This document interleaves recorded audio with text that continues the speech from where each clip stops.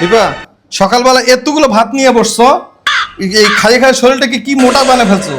আত্মীয় স্বজনেরা কি বলতেছে হ্যাঁ যে এত মোটা হয়ে গেছো? তুমি ভাত খাবে না, শোনো তুমি লিস্ট করো, তুমি ডায়েট কন্ট্রোল করবা, আমি ব্যবস্থা করতেছি। ওকে এই যে নিপা, এই যে নাও কাগজ কলম, তোমার ডায়েট কন্ট্রোলের জন্য কি কি লাগবে আমাকে লিখে দাও, নিচে বাজার করতে যাব তখন নিয়ে আসবো, ঠিক আছে? আমাকে লিখে দাও। মানা কি মুশকিল, দেখি কি কি লিখছো। আচ্ছা আচ্ছা, হ্যাঁ, কাজু বাদাম, কিশমিশ, আম, শসা, খেজুর। এখানে তো মানে 6 মাসেরটা লিখছো তাই না?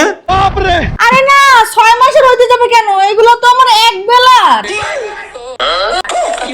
দীপা আমি আসলে অনেক চিন্তা ভাবনা করে দেখলাম, বুঝছো, তুমি ভাত না খেলে অনেক দুর্বল হয়ে যাও, তুমি আসলে ভাতই খাও।